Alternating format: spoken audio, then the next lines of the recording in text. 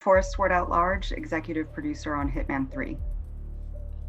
And I am Matthias Engstrom, and I am the game director on Hitman 3. So you guys, Hitman 3 is going to have more focus on narrative, but the world of Assassination Trilogy is known for its open level design and player freedom. How did you balance those two things in Hitman 3? One thing that we are doing with Hitman 3 is that we're bringing the entire trilogy to closure, meaning we want to have there all of the important characters at the places that we wanted to be by the end and feeling good about it. And in doing that, we need to sort of bring the entire story arc a bit closer to the game. And the way we are approaching it, and still keeping that level of freedom that we are famous for, is we're pinching the story by the start and the end of these missions. So in some missions, there will be a little bit more of a narrative, linear-driven opening sequence that is the default starting location, and then it opens up to the sandbox.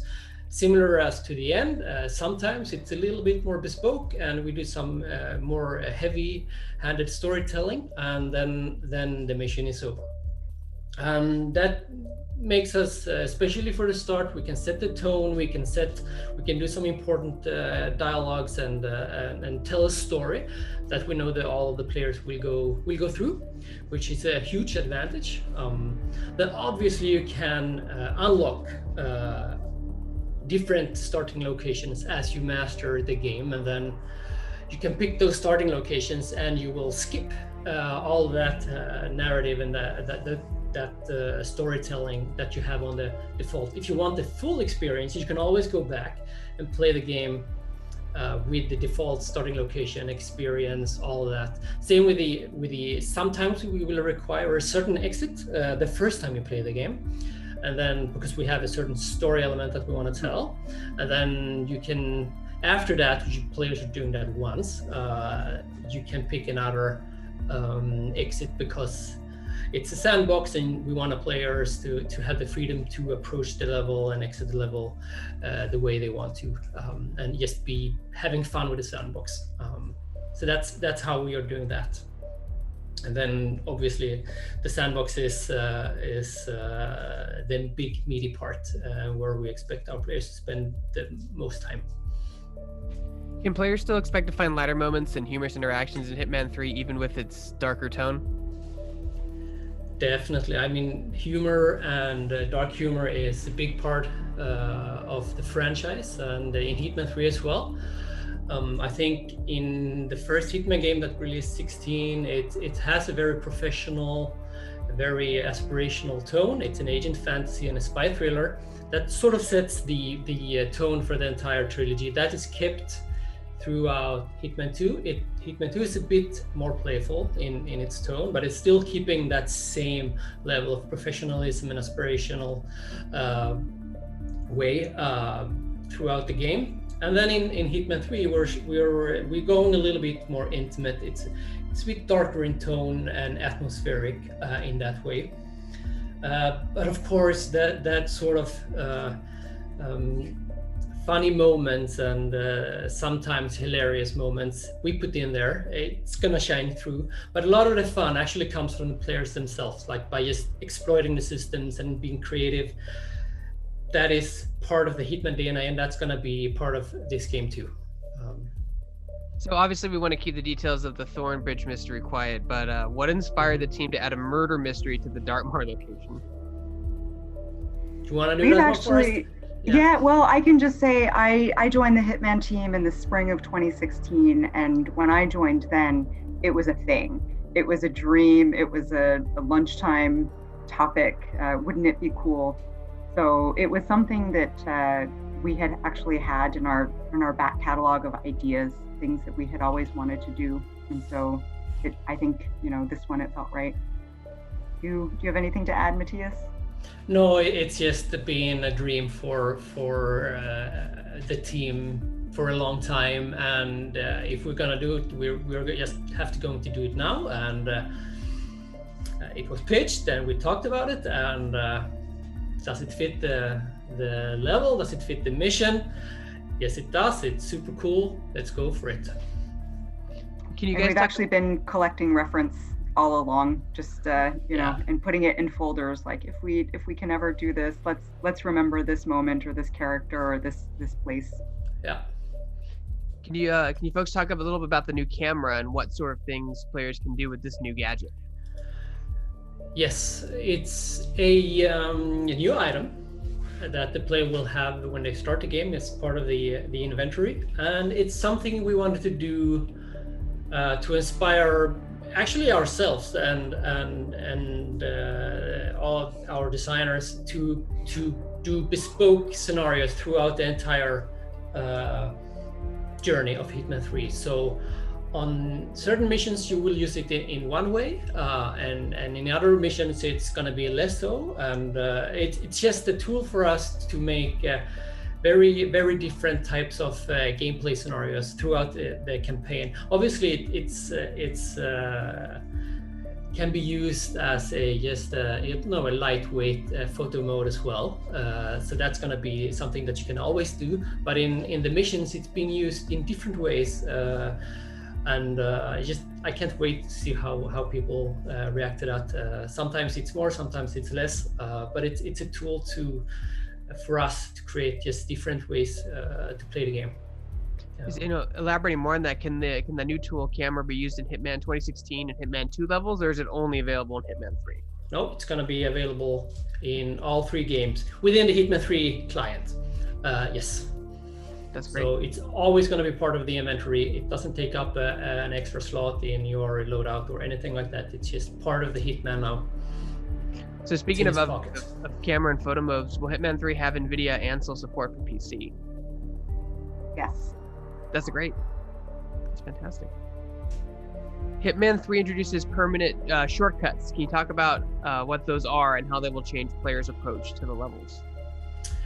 Absolutely. I think it's a way for us to make progress that the player does in the mission and mastery a little bit more tangible and tactile in the game. So they do something more active. They break down a ladder and it goes down, and they create a shortcut for themselves, and it's very obvious what is happening. They go down the ladder and they discover, okay, I'm here now, and then hopefully go back and use that the second time they go in, or third time, with a different approach to the game, and having another plan, rather than unlocking a starting location, which is awesome and it gives you an advantage, but it's happening in the leveling system of the track and the mastery track in the game.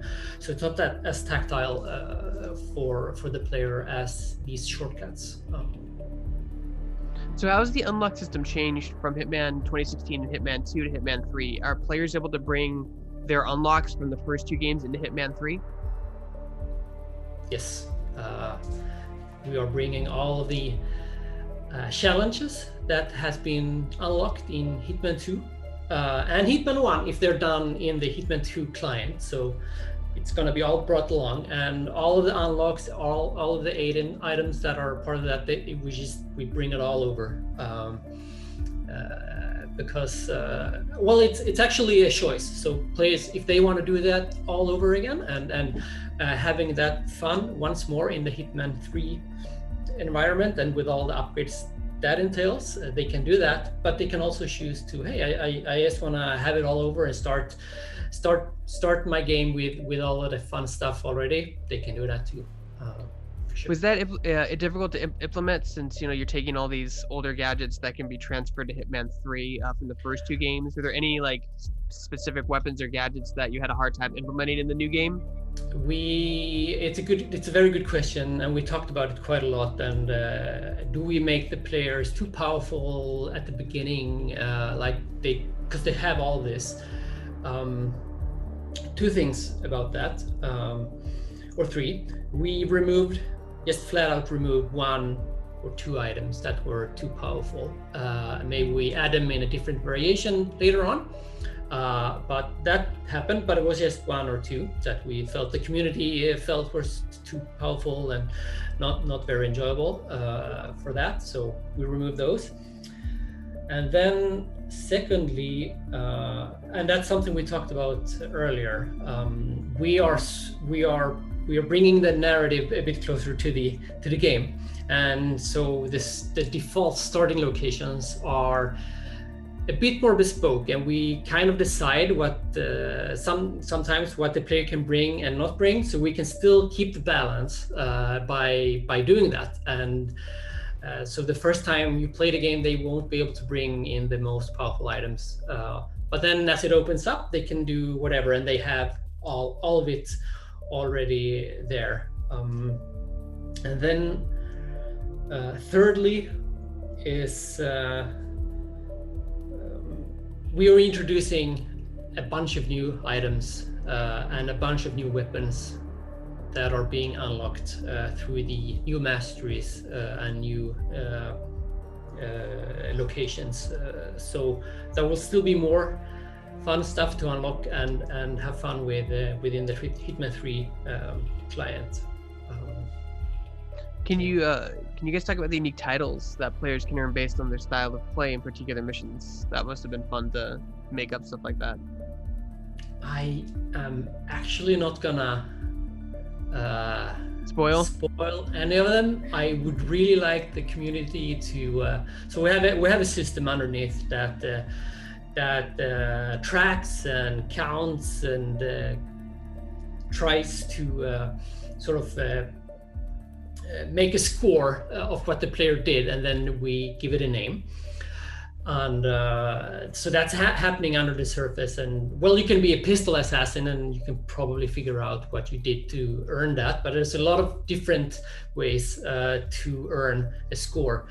And the reason we do it is we just like, there's a lot of ways to play the game, and we want to celebrate all those ways. It's not only going to be the silent assassin way that we want to celebrate. There's lots of other ways to play, and our players enjoy different ways to finish a mission, and we just want to acknowledge that and let players feel like they did something cool, even if they didn't do like the highest score gameplay. So are there any it's our little way of yeah, it's our little way of loving different types of players back. Yes.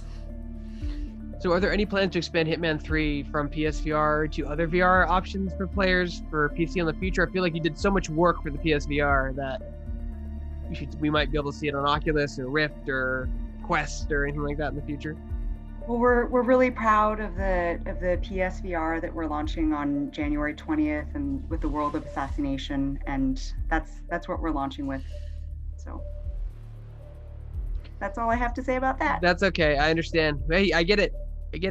Hitman 3 is coming to Nintendo Switch. Can you talk about what the new cloud version means for players who might not be familiar with that technology?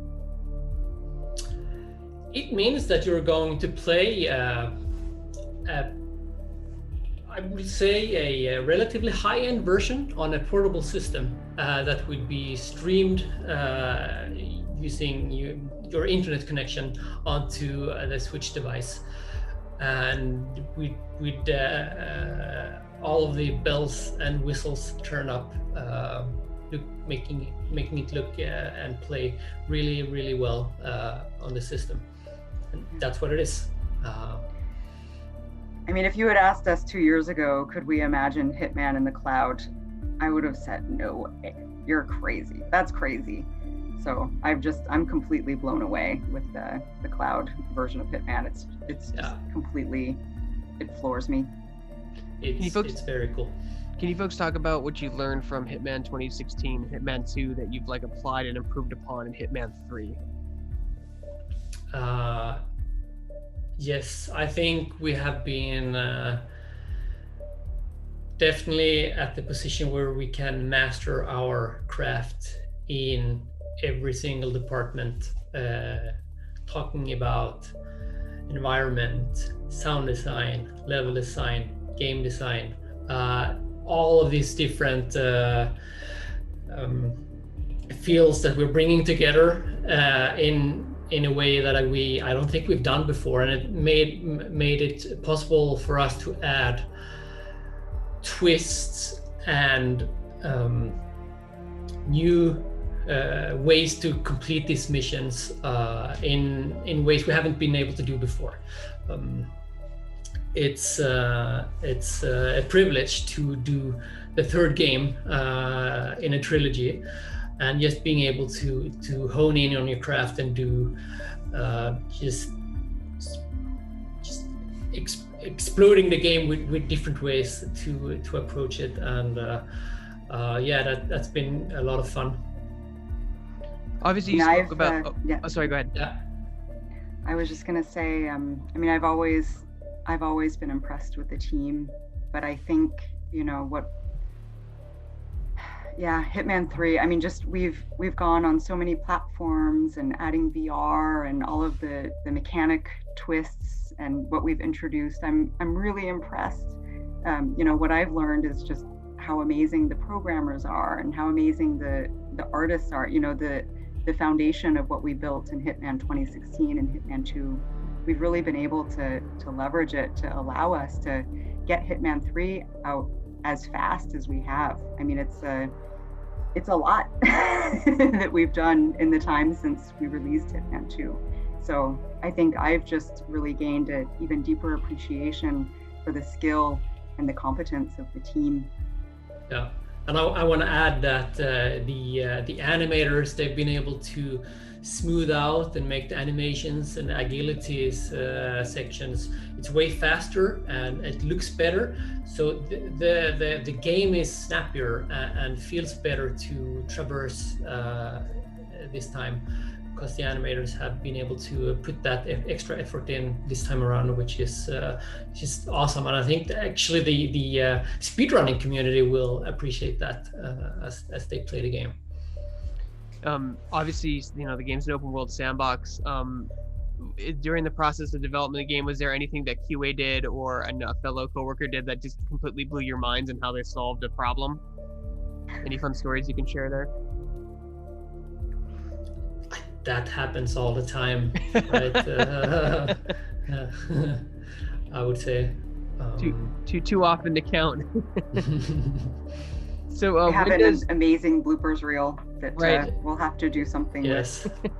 I will tell you that bugs and issues in Hitman, it's true for all games I've worked on, that you see some hilarious stuff, but I have to say in a Hitman game, it's just extremely funny sometimes what happens, and you're just hopefully you did record it and you send it around to your friends and colleagues, and everyone's just laughing. They're like, should we keep it in? It's so damn funny. But also just VR, like the things that we've been working on Hitman for a long time, and we know these locations and these targets very intimately. We know, everything about them, but just to experience it in first person in VR, you have level designers who worked on maps for years, just going up and like stroking like touching an NPC. It's like an old friend, or like I went and just sat by a fireplace.